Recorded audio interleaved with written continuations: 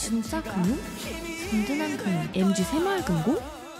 자산규모 200조, 전국 새마을금고 지점 1,300개, 거래자 수 2,033만 명, 체크카드 543만 장 새마을금고, 시중은행 못지않은 규모, 자본시장에서 70조를 굴리는 새마을금고 중앙회, 국민연금 다음으로 영향이 큰 기관투자가 나를 위한 진짜 금융.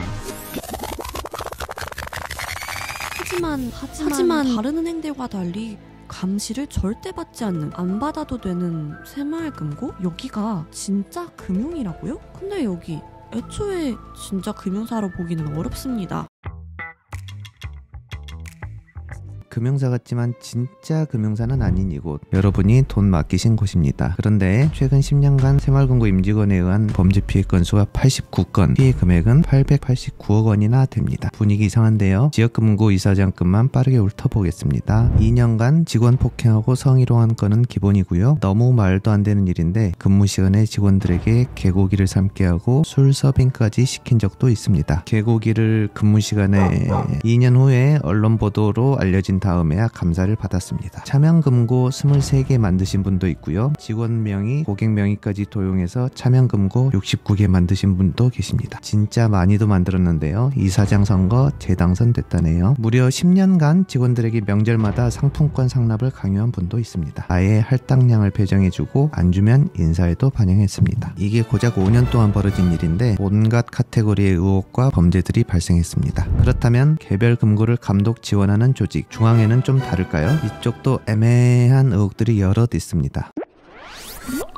올해 3월 코로나로 우리 모두가 집에 갇혀있을 무렵 중앙의 준법 감시인 생신이시라고 30명에게 문자를 돌리고 생일 파티를 강요합니다. 예, 방역지침 위반은 당연하고요. 접대 의혹에 술값 대납 의혹이 있었던 일이죠. 2019년에는 신입 채용 비리 의혹이 있습니다. 본부장이 갑자기 2차 면접 직무 역량 검사를 없애고 면접만으로 합격자를 뽑겠다고 해요. 그래서 합격 유력자 4명은 탈락하고 불합격 예상자 12명이 합격했다는데 중앙회장은 관련이 전혀 없다고 했습니다. 일반 금융지주 회장이었으면 두고두고 발목 잡힐 일이었는데요. 2018년에 국회에서 중앙회장 연봉이 너무 많다고 지적을 합니다. 줄여서 4억 8천만 원이 됐죠. 부럽네. 어쨌든 1년 만에 중앙회가 다시 연봉을 7억 2천만 원으로 더 올립니다. 왜 올렸냐니까 회장 역할이 더 중요해졌다 라고 답합니다. 1.5배 정도 더 중요해진 것 같네요. 네, 이 밖에도 행안부가 2017년부터 2019년 중앙회의 담보대출 검사 오기, 오산, 누락. 네, 다시 말씀드리지만 여기 자산규모 200조입니다. 어찌된 일인지 징계도 거의 항상 가볍게 나옵니다. 왜 이런 일들이 벌어질까? 어떻게 유야무야 넘어갈 수 있는 걸까? 구조적인 문제가 있습니다.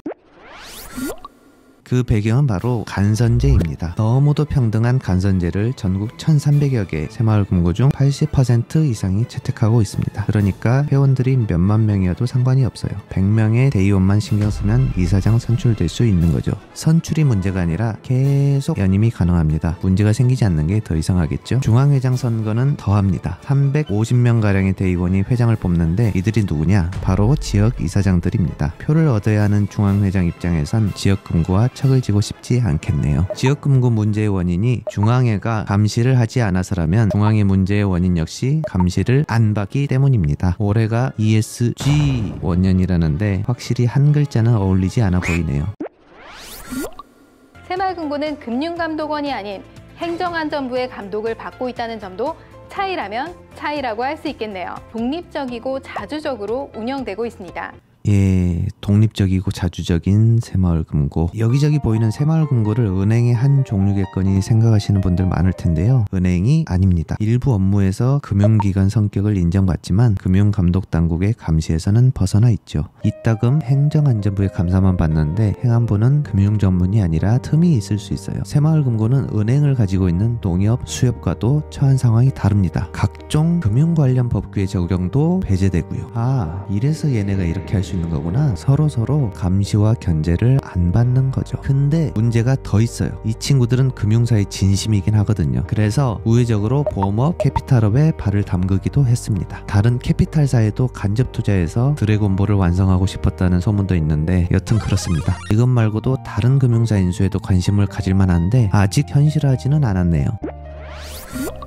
눈치 볼 일이 없는 새마을금고. 그러다 보니 어떤 일까지 벌어지냐면요. 본업에서도 이상한 냄새가 납니다. 중앙회에선 지역금고에서 올려보낸 막대한 자금을, 여러분의 돈이죠, 가능성이 보이는 곳에 투자하고 또 돌려줍니다. 이때 자금을 이쪽 시장 전문가인 친구들에게 맡기기도 합니다. 그걸 운용사라고 하죠. 자금을 운용하니까요. 중앙회는 특히 사모펀드, 즉 소수기관 투자가 자금을 모아 운용하는 펀드에 진심인 편입니다. 개별권을 찍어 투자하는 프로젝트 펀드 시장에선 절대자로 통하고 2020년부터는 한동안 금기시됐던 블라인드 펀드 출자도 재개했습니다. 내년까지 7조 원을 위탁하겠다는 입장입니다. 이래저래 PEF 시장 내의 영향력이 더 커진다는 이야기죠. 근데 이 사모펀드 운용사를 뽑는 과정에서 자꾸 느낌이 쎄한 거예요. 국민연금이나 산업은행 같은 친구들은 선정 기준도 매번 밝히고 너무 깐깐해서 문제라고 하는데요. 이 친구들은 운용사를 어느 기준, 무슨 이유로 선정하는 것인지 좀 궁금합니다. 한 건에 수천억 원의 자금을 뿌리기도 할 정도로 손이 큰데 정작 함께하는 운용사들은 이름값이 낮거나 경력이 짧은 곳들이 많다 보니 고개를 갸웃할 수밖에 없네요. 당연히 그간 트랙 레코드가 좋았거나 투자 계획을 중앙의 마음에 쏙 들게 어필했겠죠. 글로벌 골프 브랜드 테일러메이드, 한국 회사가 됐죠. 센트로이드 인베스트먼트가 인수해왔습니다. 많아야 500억 남짓한 거래를 하던 센트로이드가 새마을금고를 만나더니 갑자기 조 단위를 굴리게 돼요. 이게 흔히 있는 일이냐고요?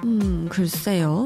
중앙회의 유력 인사들은 센트로이드가 사들인 골프장에서 여러 번 셀럽도 끼고 가족들도 데려오고 골프 라운딩을 즐기셨습니다. 그게 뭐가 문제냐고요? 자기 돈 내고 즐기면 뭐가 문제겠냐 싶은데 글쎄요. 모두가 자기 돈 내고 즐긴 건 아닌 것 같네요. 새마을금고는 공적 자금을 한 푼도 받지 않았습니다. 공적 자금은 안 받으신다는데 혹시 사적 자금은 받으시나요? 또 다른 PEF 운용사는 수천억짜리 M캐피탈을 인수했습니다. 역시 중앙회 자금이 큰 힘이 됐죠. 그런데 M캐피탈 2인 자격 자리에 금융관련 경력이 많지 않아 보이는 인사를 앉혔습니다. 사실 주인이 임원 하나 맘대로 못 뽑냐 할 수도 있지만 금융지주 계열 금융사였으면 화제가 되고도 남을 인사 아니었을까요? 여튼 왜 채용했냐고 물으니 금융 경력이 부족한 것은 사실이며 실무 권한은 없고 투자위원회도 참여 안 한다 는데요. 그 뒷배경이 참 궁금해지네요. 이 친구들은 PEF에 자금을 주는 방식도 예사롭지 않습니다. 기관 투자가들은 돈을 굴리는 데에 대한 수고료 개념으로 일정 기간마다 관리 보수를 주는데 일부에 대해선 1년치를 한꺼번에 쥐어주기도 했습니다. 반대로 운용의 성실성을 담보할 보증금은 시장 스탠더드보다 덜 받기도 했다네요. 배려가 필요한 신생 운용사들이라 그렇게 하는 걸까요? 뭐 시장파에 키우는 데는 도움이 될 수도 있겠습니다만 네.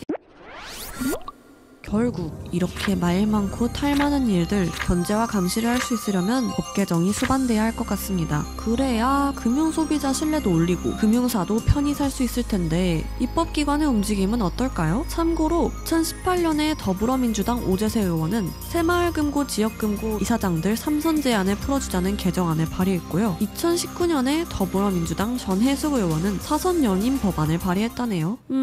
대충 보기에도 견제 강화는 아닌 것 같네요. 지금 구조에선 잠재적인 피해는 결국 회원들이 보게 되는 것 아닐까요? 진짜 금융사가 아닌 이 어중간한 상태를 유지하면서 운용사를 통해 캐피탈사, 보험사, 증권사 등으로 계속 손을 뻗치고 또 인사권도 주인답게 자유로이 행사한다면 진짜 금융사고가 터지지 말란 법도 없겠습니다. 새마을금고의 미담, 아니 비리는 파도 끊이지 않지만 실제로 문제를 일으키고 부정한 이익을 챙긴 것은 극히 일부 고위 인사겠지요. 다만 부끄러움은 대다수의 성실하고 선량한 직원들의 몫입니다. 이상 스튜디오 퍼즐이었습니다.